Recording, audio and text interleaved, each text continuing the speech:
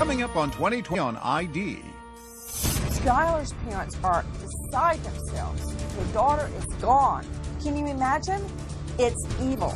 A popular teenage girl lured from home for a mysterious joyride in the middle of the night, but she never comes back. I was scared to death. I didn't know where my baby was. Does this chilling game by BFFs hold an answer? Would you guys rather suffocate or get shot? Get shot. Shot. Drowning or suffocating? Suffocating. Inside a jaw-dropping mystery. Maybe there was a fight. Maybe there was something that made her upset. And the secret world of mean girls gone wild. Give me the phone.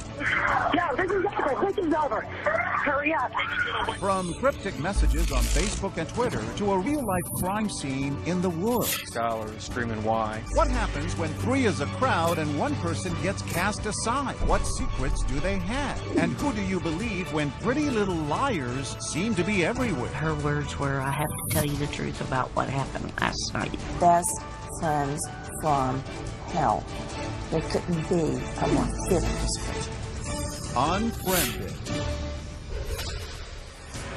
Welcome to 2020 on ID. I'm John Quinones. Sometimes it can be hard to know who your true friends really are and who may be stabbing you in the back. Especially tough for teenagers navigating the social hotbed of high school. But as Ryan Smith first reported in 2014, no one could have predicted the chilling outcome among a tight threesome everyone thought would be BFFs forever. They were 16 and inseparable. Best friends. High school sophomores Sheila, Skylar, and Rachel. It was always those three together. You barely ever saw one of them by themselves. Silly in their selfies. Giggly teenage girls. They're pretty, they're sociable, they're popular. But behind their smiles, secrets that would shock everyone they knew. The level of deception, it's mind-boggling. The police were just as shocked as we were. No one was expecting anything like that. Pure evil. Nestled in the Green Mountains of West Virginia, the city of Morgantown, home to West Virginia University, known as a friendly family place. What's it like here in Morgantown? It's peaceful. It's a small town that's growing really fast. Nice people. Dave and Mary Neese lived in an apartment in the tiny Morgantown suburb, Star City. Dave works at a local Walmart, Mary at a medical office. Their lives wrapped around their only child, Skylar. Hey, gorgeous. Treasuring every spin. What a beautiful ballerina. Every laugh. And every childhood memory. It was the time she had a tea party for me, and after Mary came home, she noted that Skylar couldn't reach a faucet. I've been drinking toilet water for the whole tea party. That was a good memory. At the time, it wasn't a good memory. Yeah, I'm a crazy girl. Daddy's a crazy boy. She was Daddy's little girl. I spoiled her beyond rotten. Skylar was very loyal to her friends, the people she thought was her friends. When Skylar was 8 years old, she met another spirited child with whom she developed an instant bond. Her name was Sheila Eddy, and they became thick as thieves. If they weren't together, they were on the phone together. And that's literally 24 hours a day. I'm serious. It was always, you saw one of them, you saw the other one. What was your relationship like with Sheila? It wants to turn away. She's like a part of our family. She really was. I mean, just like one of our kids. The lemon burns. As a teenager, Skylar had a 4.0 GPA, a part-time job at Wendy's, and an active social life. In their freshman year at University High School, Skylar and Sheila meet the striking redhead Rachel Schoaf. Rachel was the new girl. She had access to people and things like popularity, money, social status, and they seemed to bond instantly. Their duo becomes a trio. Kelly Kearns was close to Rachel. She called me her cool aunt. She was like a daughter to you. Yes. Kelly says Rachel was charismatic, popular, and talented, cast as the lead in the school play. What was she like on stage? She was a natural.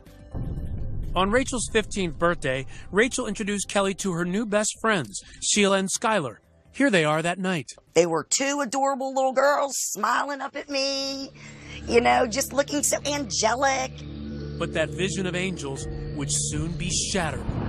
July 5th, 2012, Skylar finishes a night shift at Wendy's. Skylar walked through the door and gave her mom a hug and said, "I love you, Mom." She hugged me and said, "I love you, Dad," when she went to bed. The next day, Dave and Mary go to work. But when he returns home that afternoon, Skylar's bedroom door is still closed. I knocked on her door. There was no answer. So I said, "Sky, come on, you got to get up."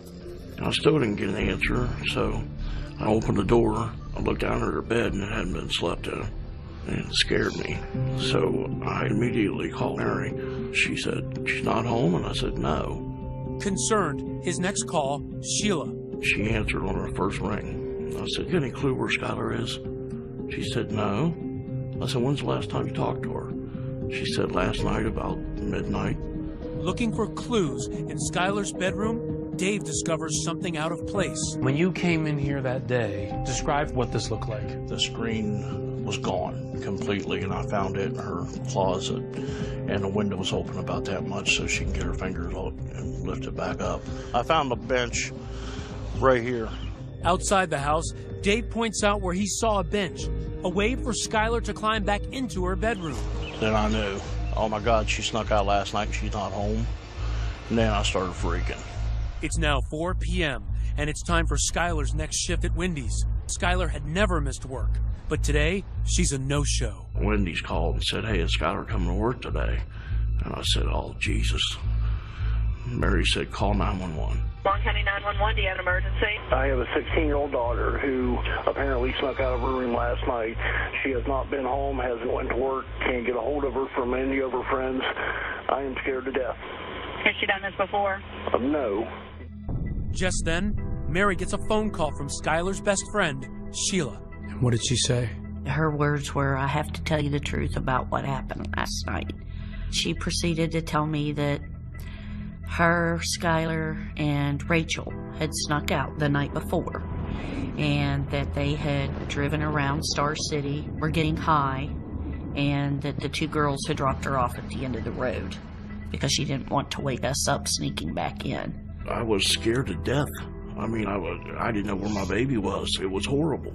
Sheila and her mother come over and offer to help in the search for Skylar. We immediately went looking for her, gone door to door, and we couldn't find her. But then, Mary remembers what will become a major key to finding Skylar's whereabouts. Mary said, "Oh, what about the surveillance? We got surveillance at our apartment." Their surveillance camera, intended to capture intruders, instead reveals this grainy image of that night. A car pulls up at 12:30 a.m., 30 minutes after Sheila says she dropped Skylar back near home. Minutes later, Skylar is seen sneaking out of the house. She slips into the car and disappears. What were you thinking when you saw her head flash on that screen and she's walking to that vehicle? For a second, I felt relief because at least I know she didn't get abducted or anything, you know. And it wasn't like she was pushed in. She willingly got in the car. What did police tell you that they thought happened? They thought that Sheila had dropped her off and Skylar came back home and then snuck out again. For Officer Jessica Colbank and Corporal Ronnie Gaskins, the video is their best and only clue. What were you looking for? Anything. Trying to get pictures of the tires, the rims, but it's just too grainy. And it just raised millions of other questions of who did she go with and where did she go? Next, a father frantically following every lead. I'd jump in my car and fly to the place they thought they saw Skylar. I'd go down to the supermarket and scream her name. What happened to Skylar? Everyone has their own theory. I thought something happened at home. She wanted to get away. Got drunk and fell and hit her head. Somebody maybe followed her home. Somebody's just too scared to tell us what really happened. Stay with us.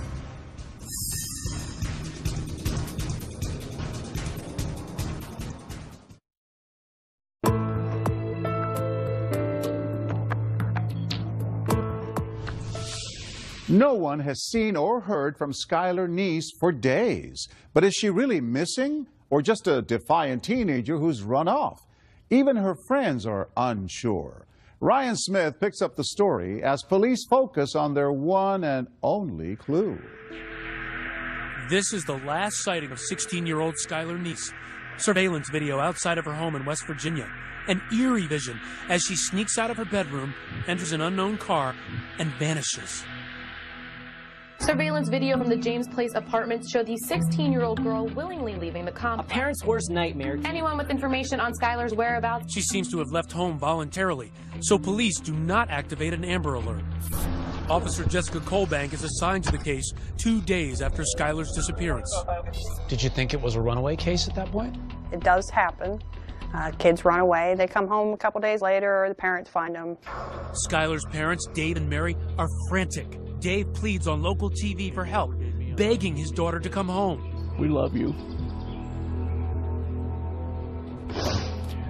Come home as soon as you can, baby. Honey, if you're scared, don't be scared. You're not in trouble. We need to talk, and that's all, honey. Just come home.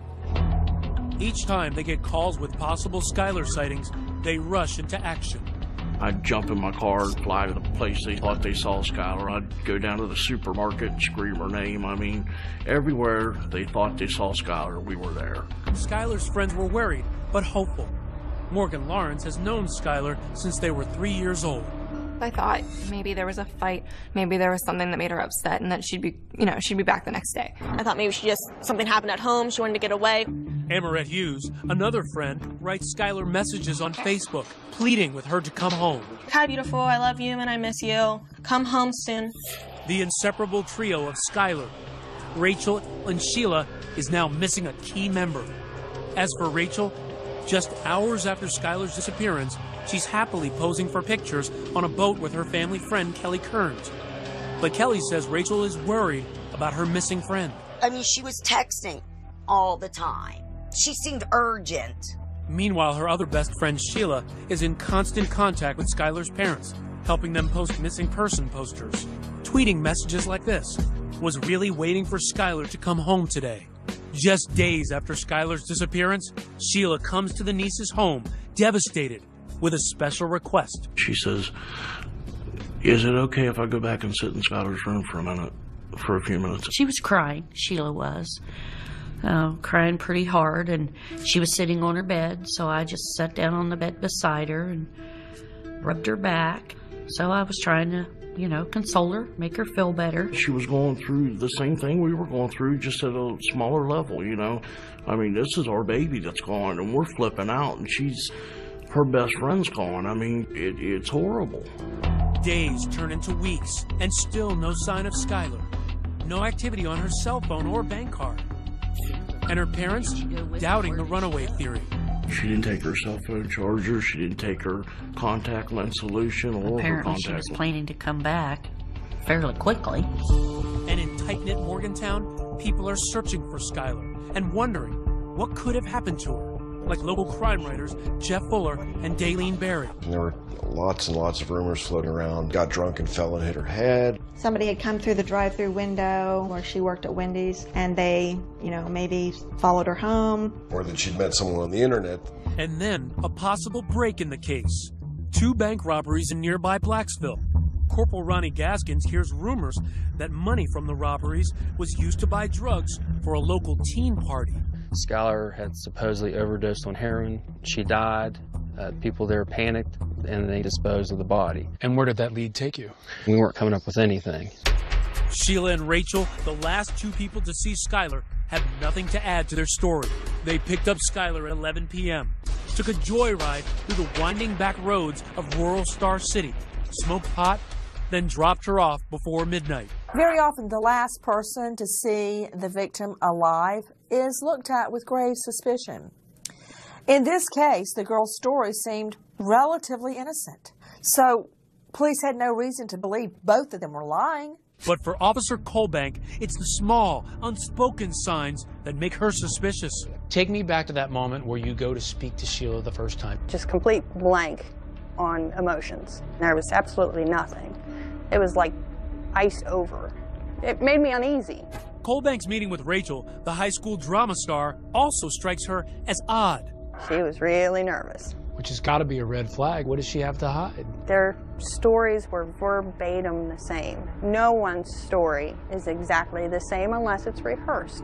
And she's an actress, so she can memorize lines. I'm sure they had it written down somewhere. Okay, this is our story. We've got to stick to it. Everything in my gut was, Sheila is acting wrong. Rachel is scared to death. But police don't know what Rachel and Sheila are hiding or why. Meanwhile, Skylar's parents are grasping for any clues, taking a closer look at the bad influence Sheila had become on their daughter. Sneaking out at night, you know. Found some marijuana in Skylar's pocket one time. Here it was Sheila's. We didn't like the way Sheila acted a lot of times, but being she was Skylar's best friend, we kind of overlooked it.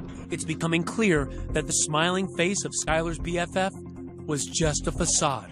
You started interviewing people about Sheila. How would they describe her? What was she like? Shady, sketchy, sneaky, and pretty manipulative. Skylar's friend Morgan says Sheila rubbed her the wrong way. She was very self-centered. She would almost do whatever it took to kind of get her way. Amarette says Skylar confided in her that there were cracks in the clique. Her best friends were snubbing Skylar. These pictures that Sheila posted on the website Meet Me suggest Skylar had become a third wheel. She just thought that they were becoming closer, so they were just pushing her out. She was really upset about it. The slights were sometimes subtle, but clear as day for Skylar. They were dressed the same. They both wear dresses or skirts, but they wouldn't tell Skylar, and they would say it was more like a coincidence, but I secretly think that they planned it. Are Sheila and Rachel hiding a secret about what happened to their best friend? Officer Colbank is determined to find answers, to bring the niece's daughter home. And I promised Dave and Mary the very first day that I met him, I said, I'm a bulldog in my investigations. I said, I don't care if it takes me 10 years to find the truth. I will eventually find it. Next, the girls play a strange, secret game, captured on camera by Skylar. Drowning or suffocating? Suffocating. Where would it lead? Stay with us.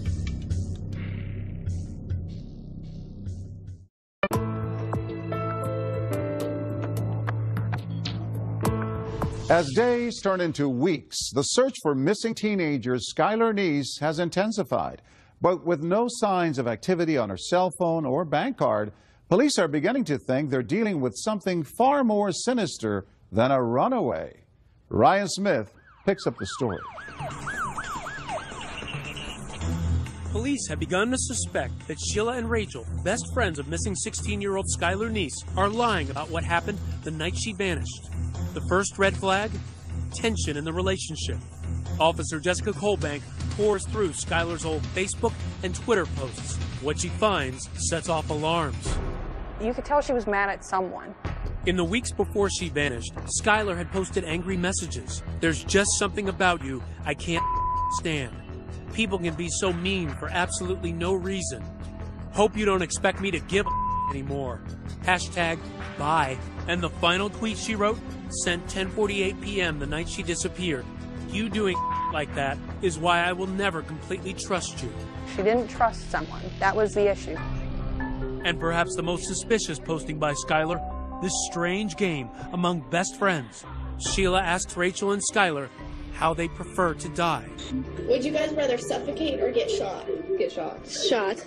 Drowning or suffocating? Suffocating. It's almost the same thing. I know, but it's not. And when police review Rachel and Sheila's cell phone messages after Skylar went missing, they note a curious absence. There was no mention of Skylar whatsoever. It was very odd. I mean, just based on, seeing Sheila's computers and her electronics, it's as if she just erased it from her mind forever. Skylar has been missing for months. Despite her parents' concerns about Sheila's bad influence, they're convinced that Sheila is simply grieving over her lost best friend. Even as the police are saying to you they've got some suspicions about Sheila, you were thinking, hey, back off of this girl. Oh, I even told him, I said, will you please leave her alone? She's going through enough. I said, those girls have just lost their best friend. Will you chill out on her for a while? What the nieces don't know is that Gaskins and the FBI, who have taken the lead on the case, are finding actual evidence of the girls' deception. Sheila and Rachel told police their joyride with Skylar was contained to the Star City area. Desperate for clues, police scoured surveillance video from local businesses. It paid off. This video captures Sheila's car at 12:39 a.m. heading north, away from Star City. That was the first variation in their stories, is where they drove around. And there's not just video. Cell tower pings from that night placed them in the backwoods town of Blacksville. That just blew their whole, oh, we stayed in Star City. You're 45 minutes away from where you're saying you're at. You can't do that. You're not Houdini. So you say, aha, we have this information. What happens when you speak to Rachel and Sheila? They changed their story to fit, oh, sure, we were in Blacksville. I forgot that. Oops. We didn't want you to know that because we were supposed to be home already. Their carefully rehearsed stories are now mismatched. Sheila, the high school drama queen, claims Skylar didn't join them for the ride to Blacksville. But Rachel, the high school drama star, says she did. They're starting to differ, at least from Rachel's perspective. It sounds like the actress is starting to forget her lines. Oh, yeah. She had to come up with her own lines. And that's where she really started tripping up. Once you start seeing inconsistencies in a story, it's all over. The person's lying. And then you must ask the question, why would they lie? Sheila is adamant that her version of the night's events is true. She volunteered to take a polygraph. What did that say to you? Arrogance. I think she thought she was smart enough to outsmart a machine. So she took a polygraph, and what happened? Failed miserably. Rachel also agrees to take a polygraph, but en route on the day of the test, she's scared, jumps out of her father's car, and flees. She jumped out of a moving vehicle to avoid it. If you haven't done anything wrong, why won't you take this test? Now, armed with surveillance video and cell phone records that prove the girls have been lying, police tell Dave and Mary Neese that Skylar's best friends have a secret. At that point, we knew they had to know something. So we pushed. Your mission is to try to get their secrets out of them. Exactly. I asked them to come over, and I said, okay, help us. You know, if you're afraid of somebody, I promise you they'll never get to you. The Neeses start posting about karma on Facebook, writing that the girls need to tell what they know. Yeah, we hounded them pretty good. Yeah, we did. Their friends at school had picked up on it. Classmates and even strangers are putting pressure on Sheila and Rachel. Anonymous tweets like this one, "Pretty little liars keep on lying." So the town was starting to get suspicious. Right. There was a social media campaign building. They were harassed by a lot of different people online. They were called murderers. You could tell that the tide had turned and people felt like they were somehow involved, or if nothing else they knew and they needed to come forth and say. And people were outraged that they weren't doing that. So they could put a lot of pressure on that police could not put on. Definitely all eyes were on Sheila and Rachel. You know, you can't be part of the trio and not have any clue what's going on. Kelly Kearns, close friend with Rachel and her mother, hears the rumors that Rachel is stonewalling police. I'd get a text from people, why isn't your friend's daughter cooperating? So I'd send Rachel a text, what the heck are you doing? Even those closest to Rachel are wondering, what is she hiding? I said, was Skylar alive when you left her? Yes. We didn't do anything to her. I think that in this situation, you cannot lessen the importance of peer pressure. Rachel seems particularly affected. As the lead in that year's school play, she is accustomed to adulation. It's like she was getting booed in a performance. It's that type of level of ostracizing her.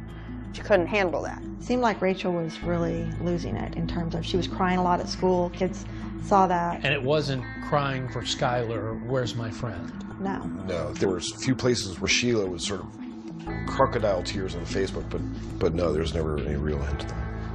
One night, almost 6 months after Skylar went missing, Rachel cracks, apparently having a nervous breakdown. Her mother calls 911. I have an issue with a 16-year-old daughter of mine. I can't control her anymore. She's screaming. She's running through the neighborhood. Give me the phone. No, this is over. This is over. Hurry up. Oh, God. She just gave me a block. Oh, God. Hurry up, please. Seemingly suicidal, Rachel is admitted into a local psychiatric hospital. What happens there has never been revealed. But immediately upon release, Rachel is driven directly to meet with police. She's just nervous, she was shaking, and the impression I got was, all right, now the truth's finally going to come out. Next, you'll never believe what Rachel tells police. This was something totally different from what you expected. It struck me as unbelievable. Skylar's last moments revealed. There was no accident. Man, this is dark and creepy. Let's imagine these girls are out here after midnight. Stay with us.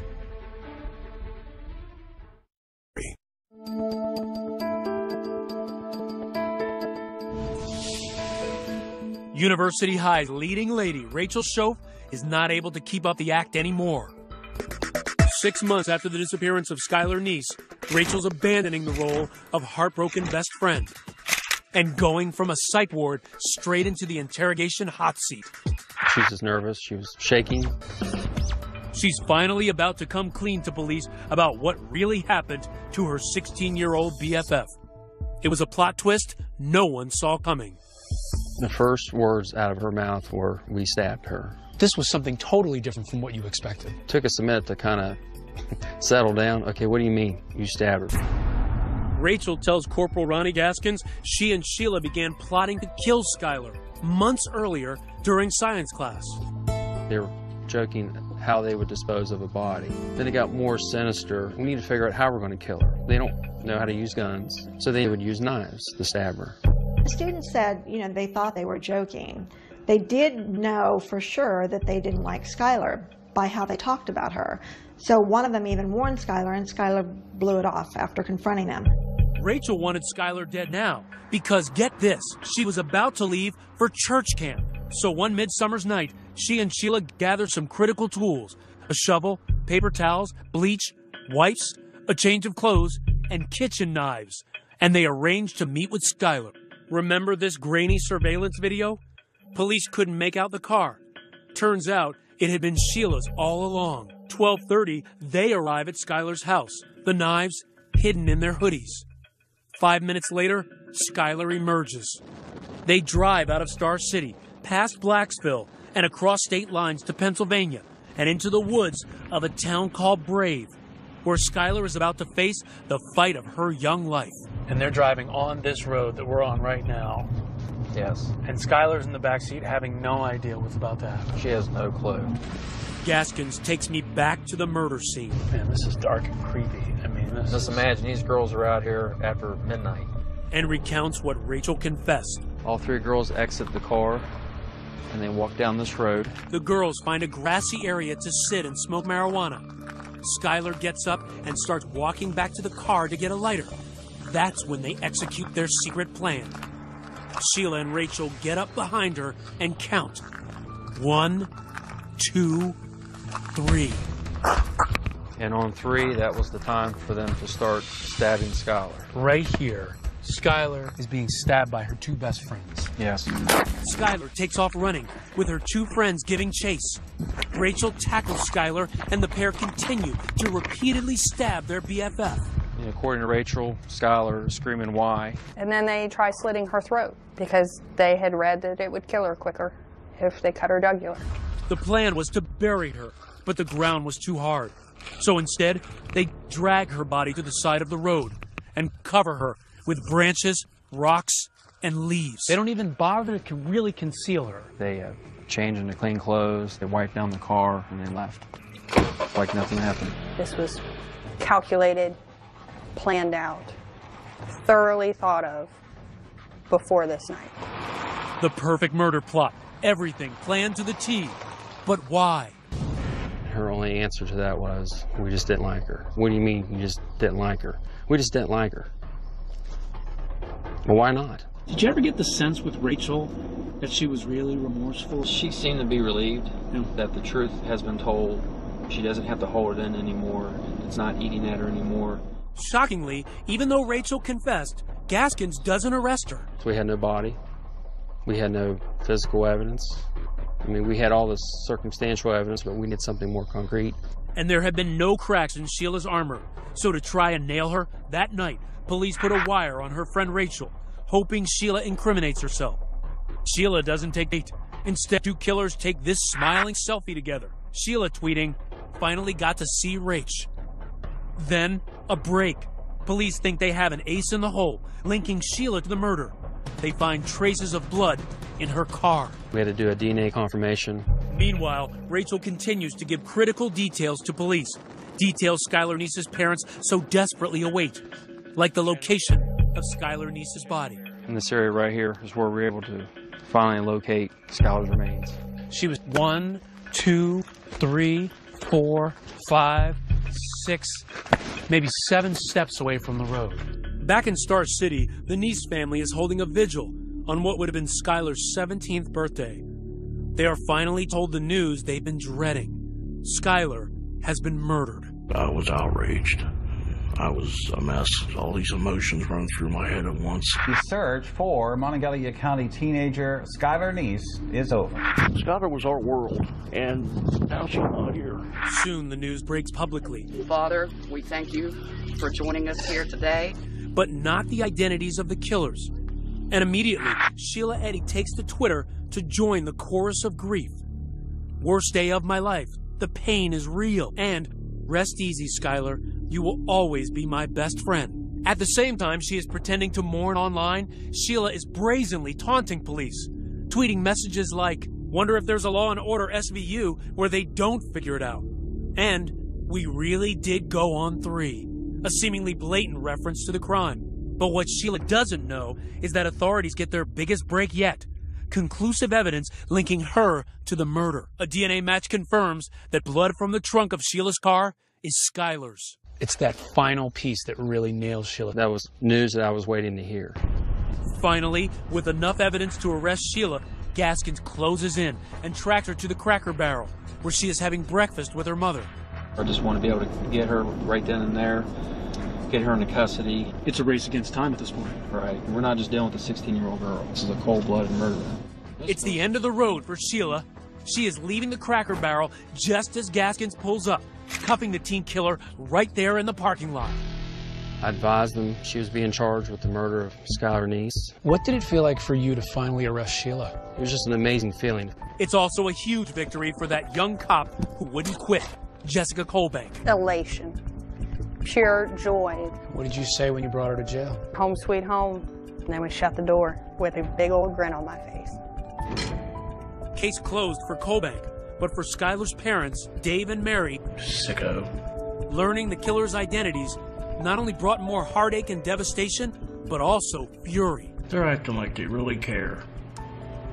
And they're the ones that's responsible for the whole thing the whole time. Casting devastating new light on that moment when Sheila was overcome with emotion in Skylar's bedroom. Oh, my Lord, and we believe that garbage. Can you imagine?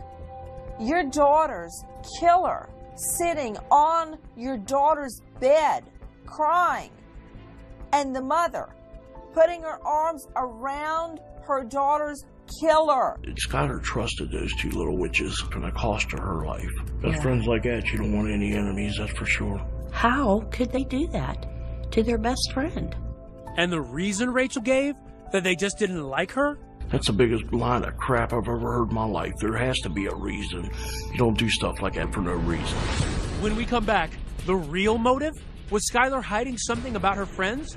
Did she know too much? Skylar knew stuff about them that they didn't want out. Her secret diary revealed. Stay with us.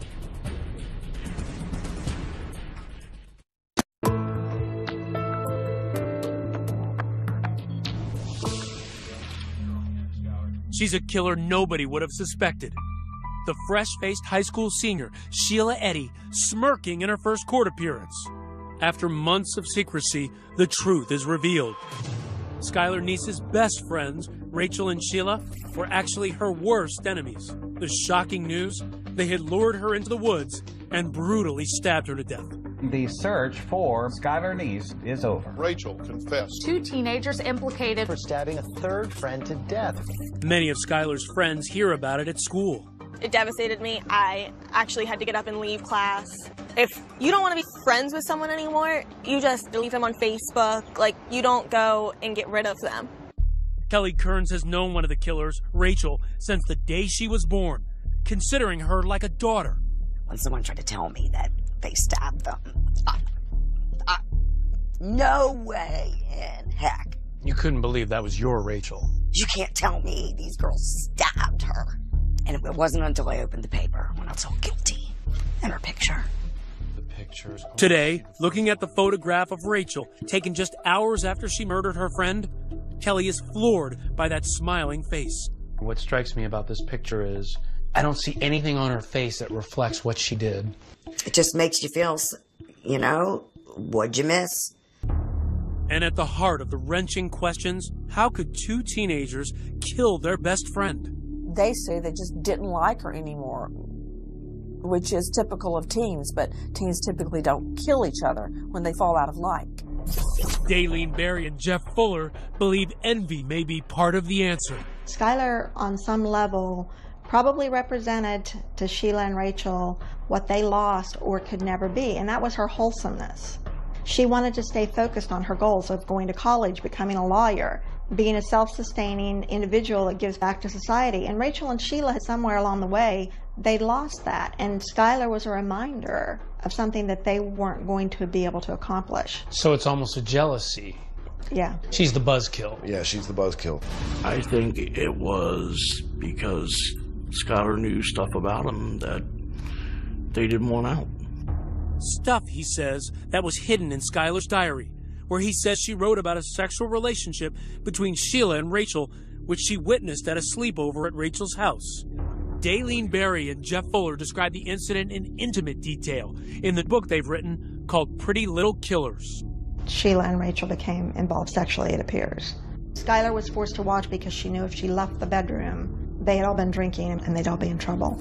Several weeks after the sleepover, Skylar tweets, "I'd tell the whole school all the I have on everyone," which is a lot. Hashtag, if I could get away with it. Then, 1 month before she is murdered, there is another tweet from Skylar. "Just know, I know."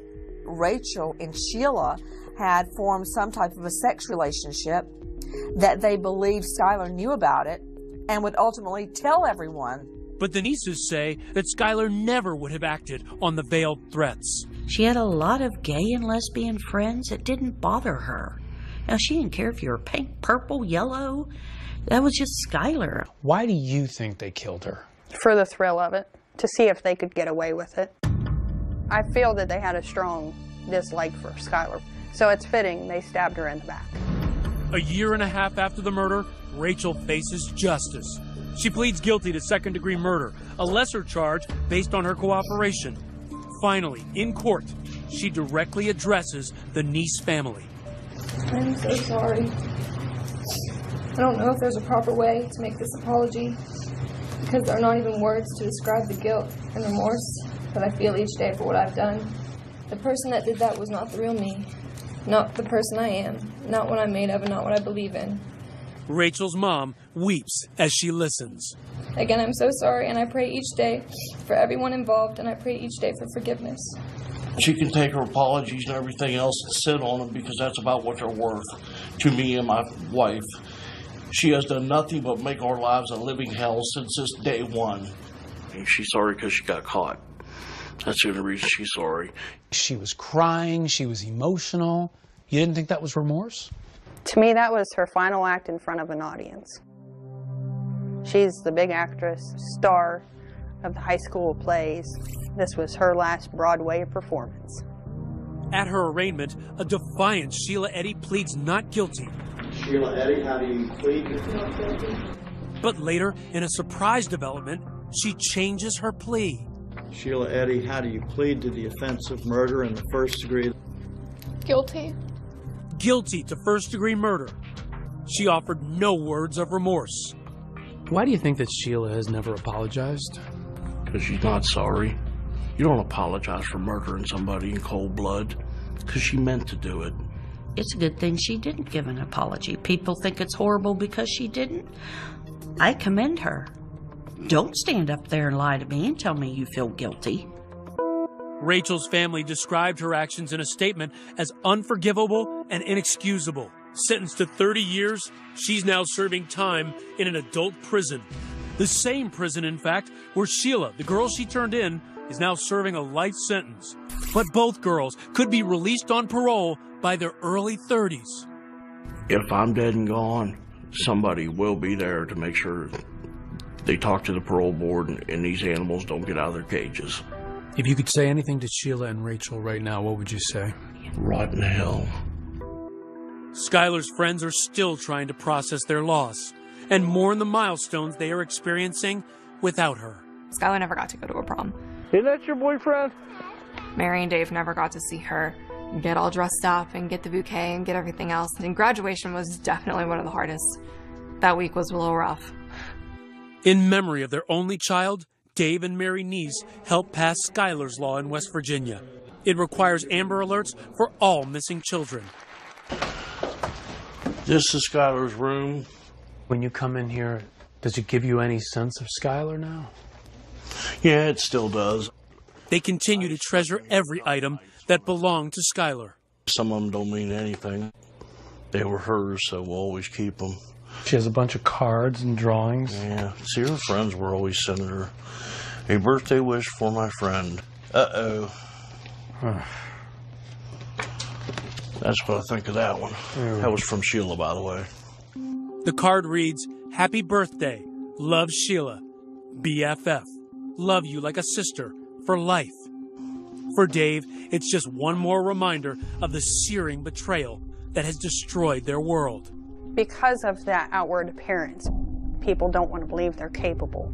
I still, to this day, have people say, there's no way, it's just those two girls. Yes, it's those two girls. This crime, to me, is one of those crimes that go down in the books as truly evil. Best friends from hell. There couldn't be a more fitting description. Today, on a hidden road, deep in the woods of a town called Brave, there is a silent shrine. They say this is pretty much where she was found. The site of Skylar's murder has been transformed into a memorial. On this visit, a stranger had written a note to Skylar. This one says, "Rest in peace, sweet Skylar. Soar with the angels." Baby, I'm so sorry.